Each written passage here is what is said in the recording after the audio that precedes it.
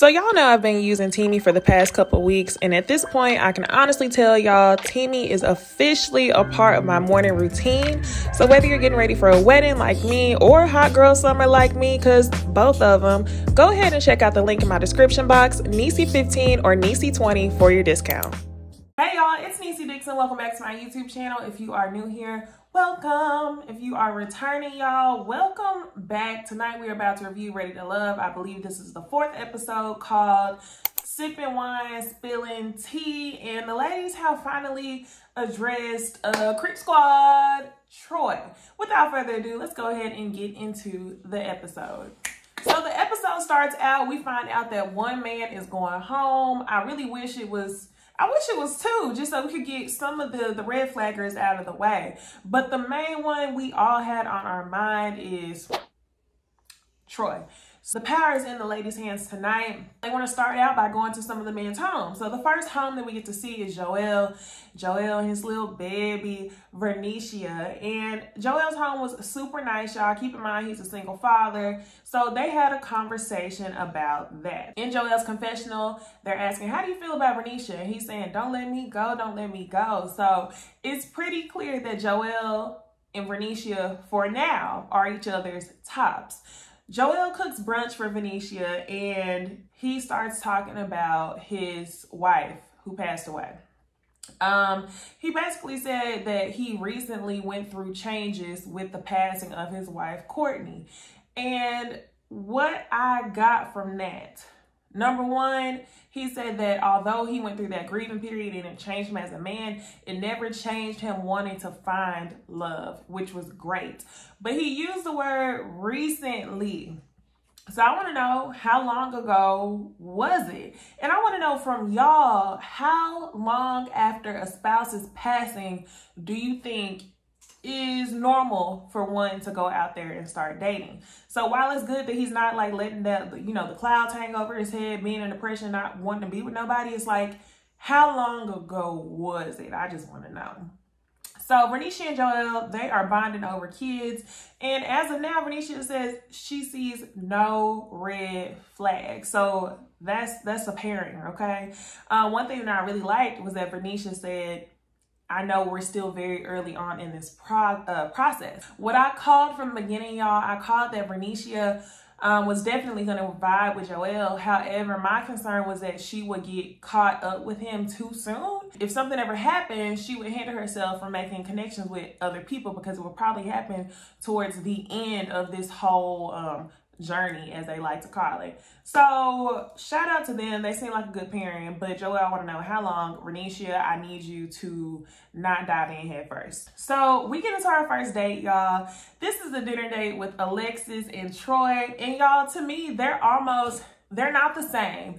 But to me, they are the most annoying of each gender. I feel like Alexis is very aggressive, not in a violent type of way, but let me not say aggressive. She's very assertive.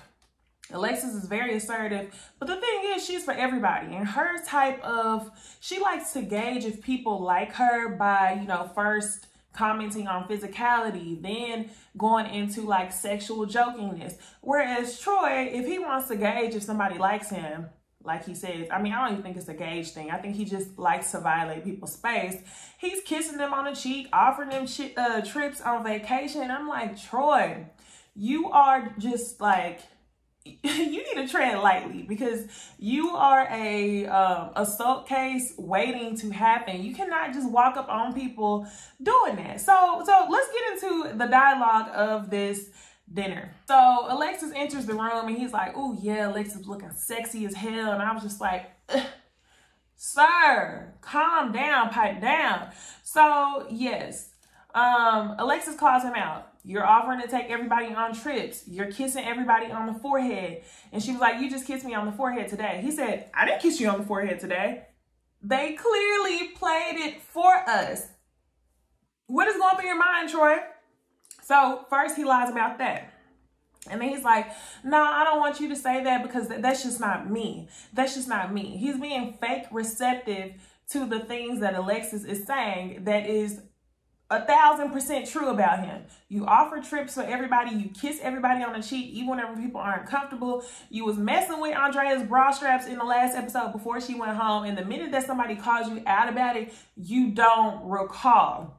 But no, y'all, the worst thing that this man did, which was creepy as fuck, was he was in his confessional and he said, they act like they thoroughly enjoyed it.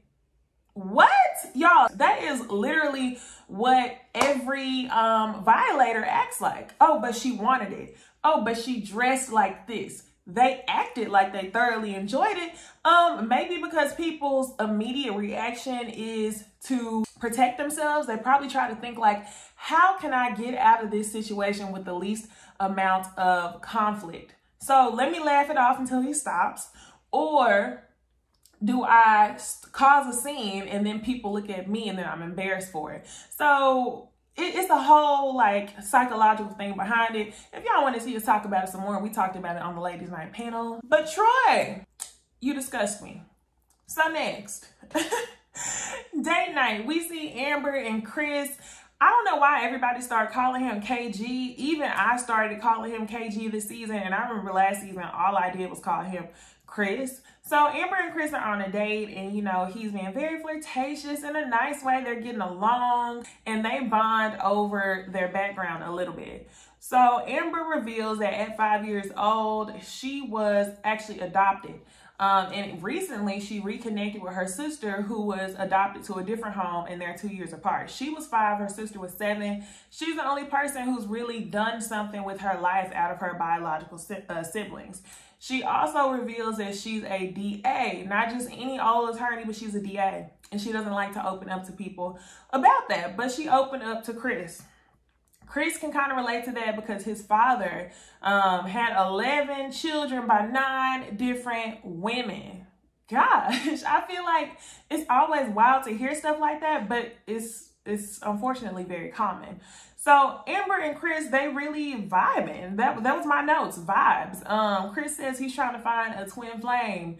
I've been hearing that word be so overused lately. But I think that him and Amber are on the route to go where they need to go. So now, y'all, we see Stacy and David at Pilates.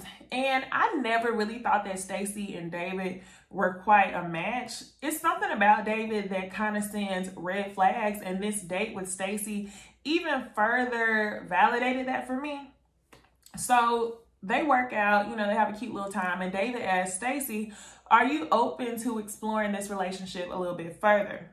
And she says, yeah, whenever he asked her that, I thought it was so unauthentic because I've never really seen them connect. I feel like a lot of these people go on dates and then they say like, how do you feel about it? In other words, am I safe? Are you gonna vouch for me so I can stay and continue this journey? So at the time, Stacy says, yes, she will, she's down to explore this a little bit more. And David explains to her, my end game is marriage. That's what I want. Then they start having a conversation about how do you feel about passwords being shared.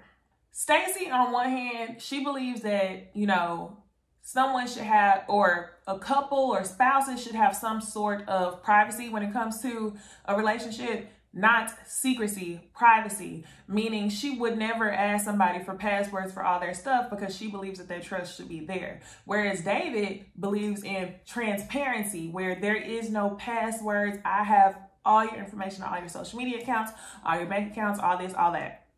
Now, for me personally, I'm siding with Stacy.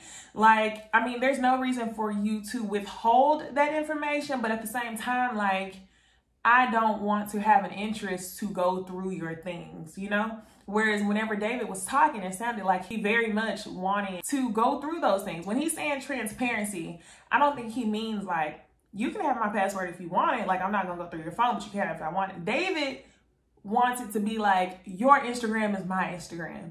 Your bank account is my bank account. Your this is this. My this is that. Nothing is you. Nothing is me. We're a union because I'm controlling. That's the vibe I was getting.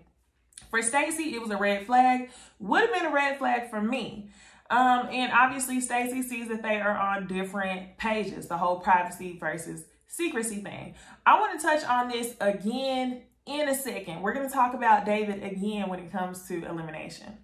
So next, y'all, we see a group date. They go cornholing with Jason and Alexis and AJ and Liz. AJ and Liz, they were so random for me. I could look at them and tell that they were not going to be a good pairing. Really, their conversation was centered around intimacy before marriage. Now, y'all peep. Liz asked AJ first, how do you feel about intimacy before marriage? AJ does not respond. He answers her question with a question. His question is, well, let me ask you something. Are you celibate? And she says, I'm abstinent. I think this is very funny and very telling. Jason says to Liz that he's okay with her wanting to wait before marriage to have sex. However, he believes that sexual chemistry is something that can't be taught. So for him, he's not going to wait until marriage to lay down with his partner. But y'all, last episode, he was on that date with Alexis and he told the cameras, confessional, that he felt like Alexis was being too sexually aggressive and that he's more about building a connection first. But it's funny how you see him in this situation. And we had a conversation about that on our ladies' night. Shout out to Bondi Blue. Bondi Blue said men feel like they only want you if they feel like there's a chase. If you're chasing them, putting it all out there, then all of a sudden it's uninteresting.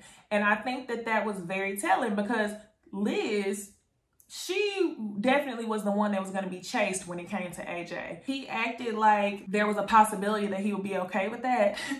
But the thing is, if y'all notice, he wanted to see if the door was closed all the way or if it was cracked just a little bit because he followed up and said, well, you've had sex before, right?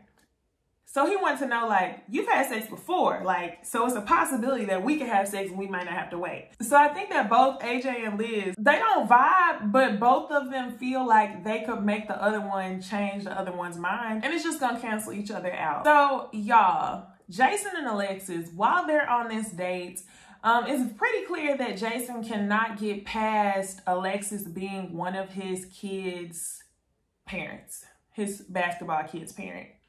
And, you know, he's just having a hard time switching over. Alexis is telling him, you know, my love language is time. You can show me you love me by time, this, and that. And Alexis is peeping that Jason can't relax. However, she still decides at the end of this conversation that Jason is still in her top. And I'm like, for what, Alexis? Let it go. For what? Why is it that you want what you can't have? Like, I'm not saying you can't have this man, but I'm just saying this man ain't really giving. He ain't really showing you that the feeling is mutual. So I don't understand why you would reserve him to be in your top. Because I don't know if he feels the same way. So that's it for the group date. Now we get into Ron and Chris. Ron and Chris are some of the two cast members that I feel like we don't know a whole lot about. With Chris, for me, I really didn't know why everybody was so into her. I didn't see what it was. They didn't even really show too much commentary from her from the first 3 episodes. So I'm like, what is it, you know? So anyway, Chris was really feeling Ron. She thought he was looking good. And I was like, girl, what? Like, I guess.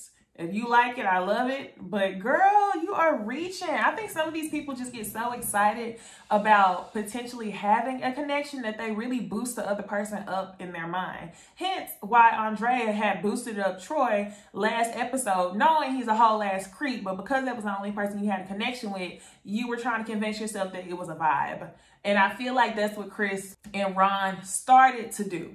But I will say, after seeing them on this date, they carry a lot of the same values.